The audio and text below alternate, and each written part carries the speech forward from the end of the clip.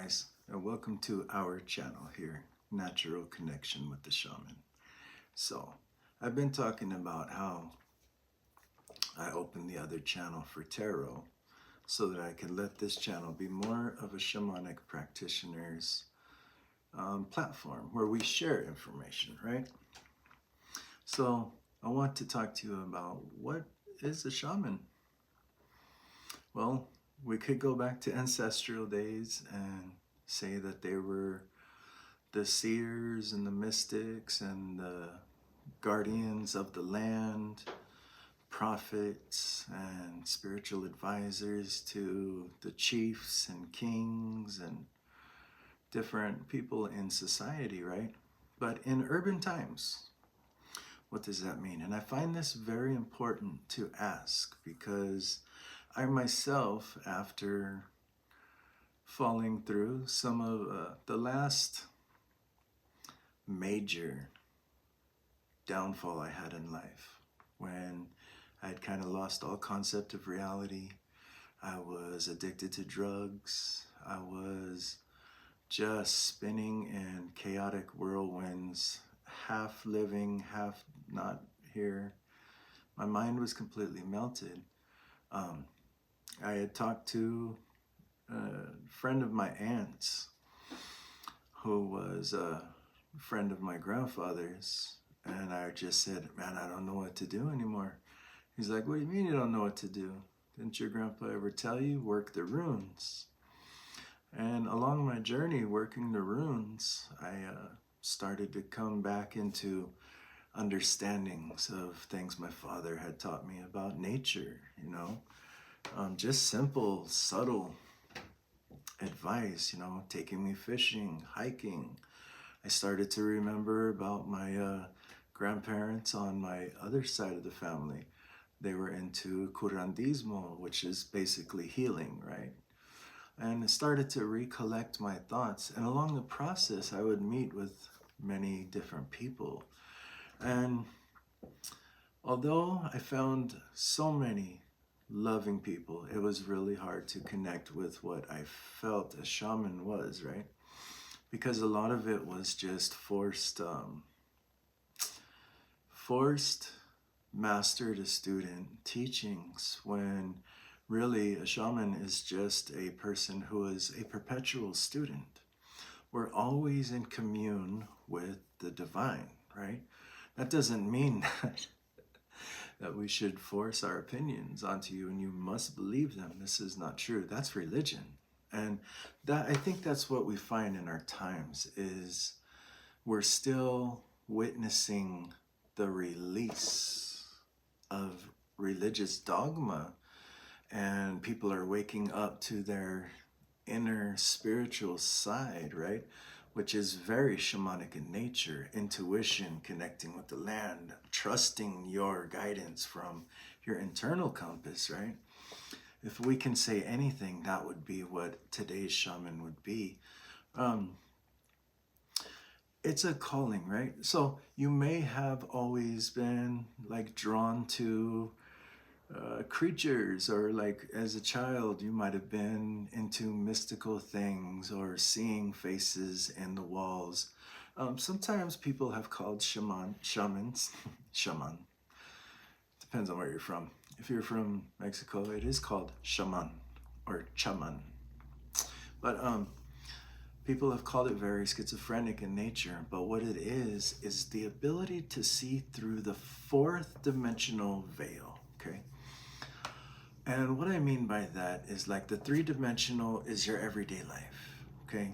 That's your, I need to eat, I need to dress, I need to make money, I need to be the name of this, I see a tree, I see a chair, I see a wall, you know, that's your life, right? I got a job, I've got this, and that's normal. One thing I find is we tend to elaborate on living in higher dimensions, but we exist here. So we have to always stay grounded in this reality. Doesn't mean it's toxic, it doesn't mean it's negative. It is reality.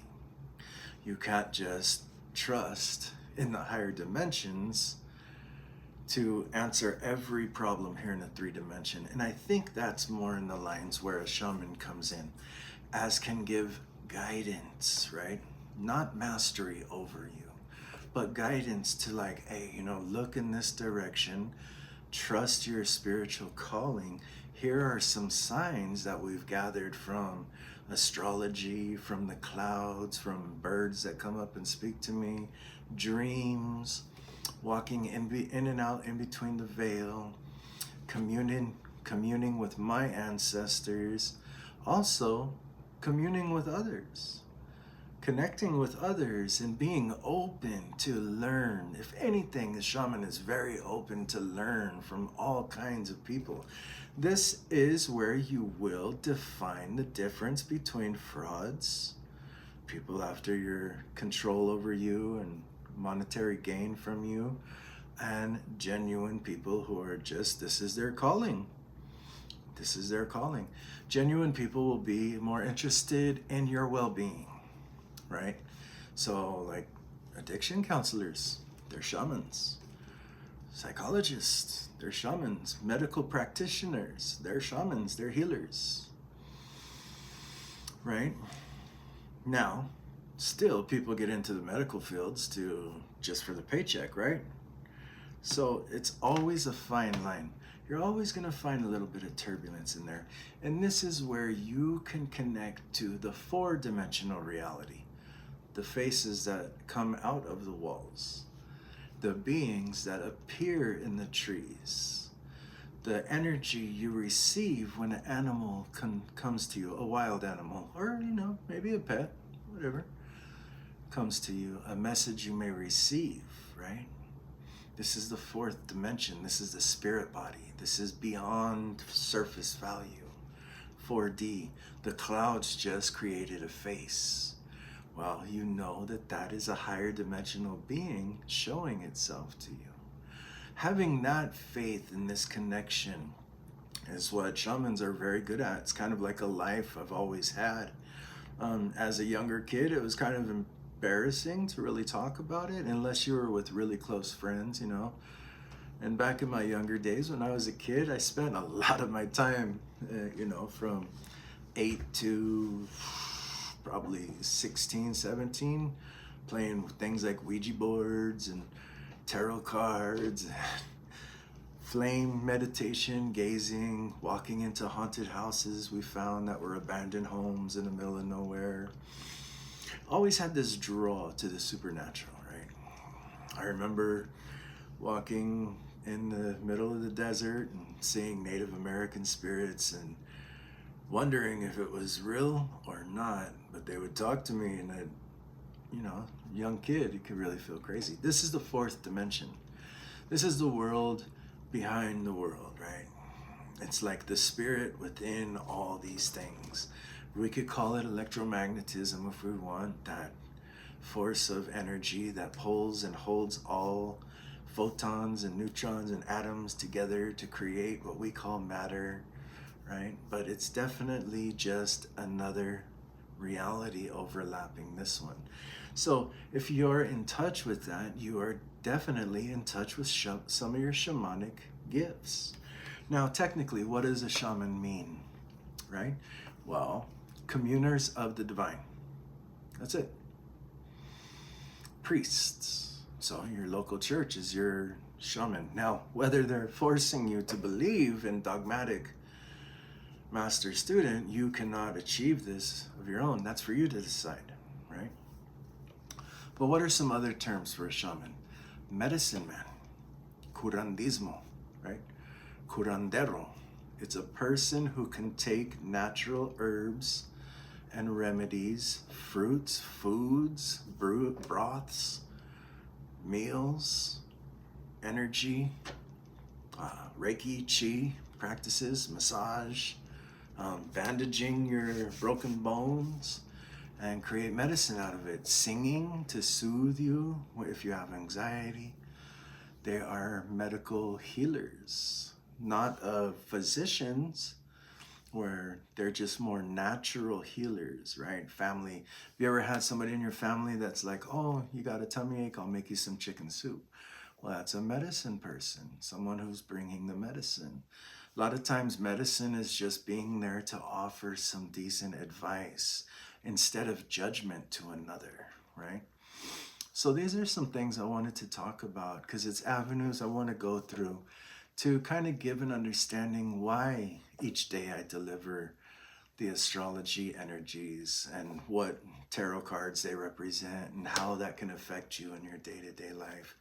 It's my way of communing with spirit to offer to my community ways of looking at the fourth dimension a little bit differently to find some of their internal answers, where I think internal would be the 5D, right? It wouldn't be so much outer space.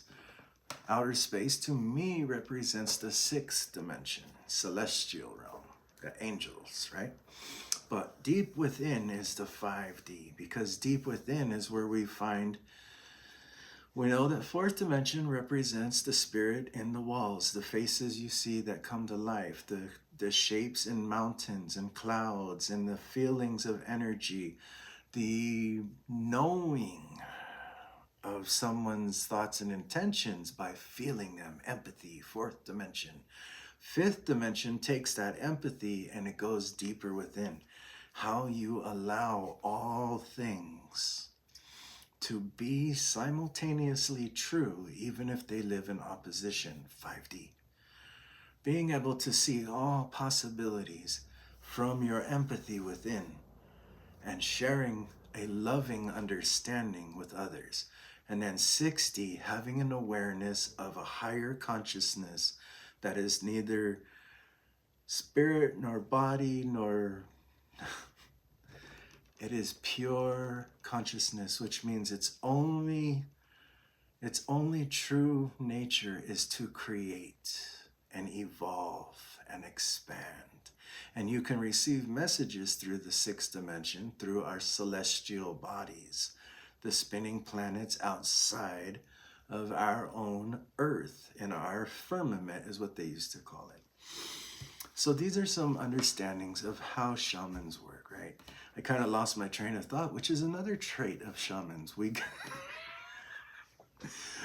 tend to speak from a channeled message, right? And kind of go with the flow. Even though we absorb ourselves in spiritual knowledge, the spiritual knowledge is more of a way to help understand our realities, our worlds, these interdimensional connections we have, our dream travels, what our dreams mean, interpretations, so that we can come to those that we care about most and offer a comfort space, somewhere to be seen, be heard. We don't have all the answers, but we have some pretty good advice. So that's just a little scenario, what I wanted to explain.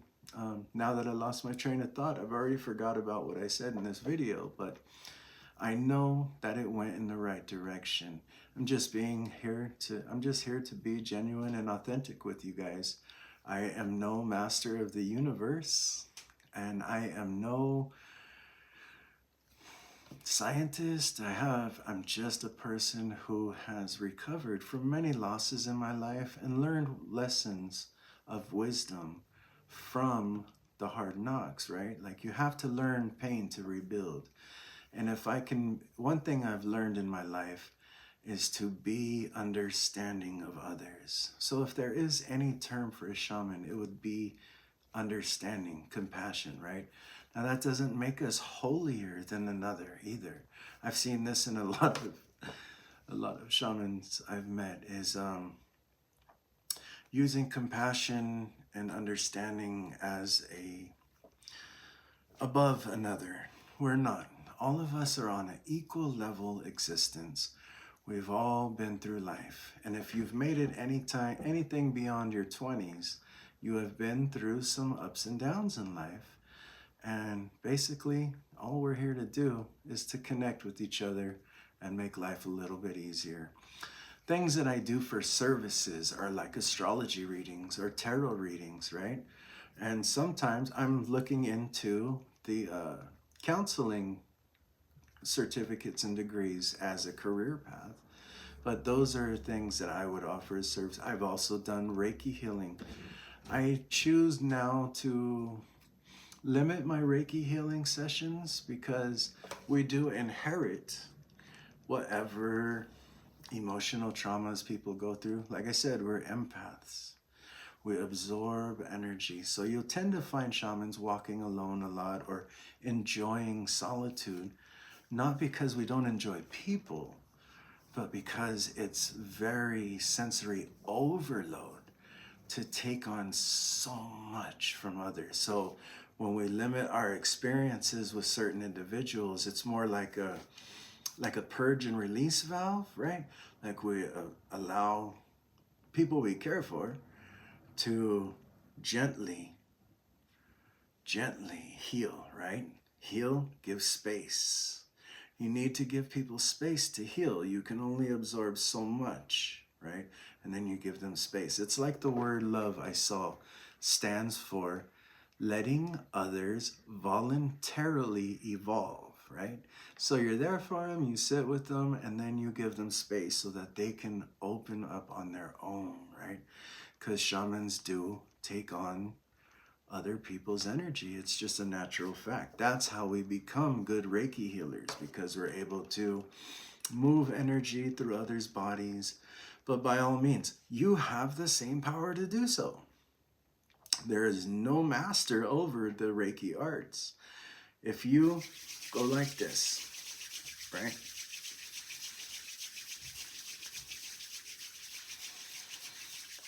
And once your hands are nice and warm,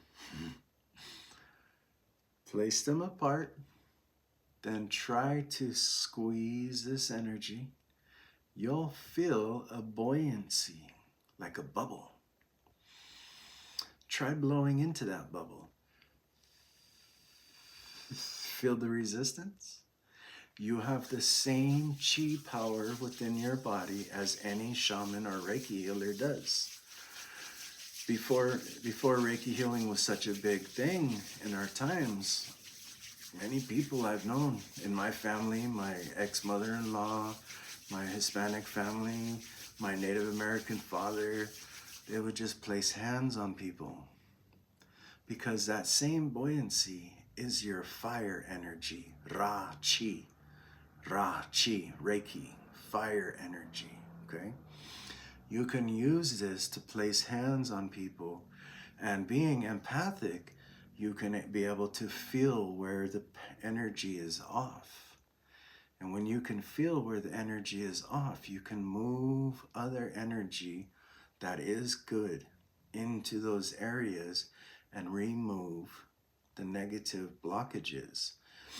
But even if you're not a healer, you can activate your own energy simply by activating your Ida and Pingala nadi within your body to activate your chakras. Breathe in through the left side 3 times while visualizing your root chakra, right? While you're doing this, you could feel energy start to spiral in your root chakra. Even if you think this is just foo-foo and imaginary, so what? Go with it. Part of being a shaman is trusting that 5th dimensional world to be real. Trusting your dreams to be just as real as this reality right now. Being a shaman doesn't hold you above a society. You all have the energy within you and the ancestry line. If you go back in your history of your DNA, there's probably thousands, if not millions, of shamans in your line, in your genetic line. So you have that capability of accessing this energy within. So then you 3 times through the right side, while still focusing on the root chakra, right? Then after you've done 3 and 3, go up to the sacral chakra. It's really easy. I'm basically just giving you guys information that is available to everyone out there, but offering a little bit of encouragement to you to trust yourselves a little more, okay? Because there's a lot out there that is, we do live in a 3D. People do need to pay their bills. People do need to eat. People do deserve to flourish. So just how they go about it is what I try to offer the simplest way to understand that it is where to put your money and where not to put your money. And if you want services of mine, I tend to shy away from doing too many services because I don't like to be overbooked and overwhelmed. But I'm just here offering a little bit of information, and now you know the direction of the channel I might go in. I might start talking about crystals or some of the magic I study. The magic I study to me is just like other manifestation tools. Like the magic of Solomon is all about talismans and drawings and words and mantras and prayers, right? So meditation. So what are we doing when we're doing that? We're calling on the energy of the fourth dimension to help us and guide through this life a little easier. So that's what I have for you. I may not do tarot off and on here, but if you want tarot readings, my channel, Odin Greywolf, and I could put that in the description, is going to be where I just do short, to the point tarot readings and have fun with it, because a lot of this is just enjoying what you do. So thank you for your time. I hope I didn't ramble on too much of your day, and I will see you next time. Take care.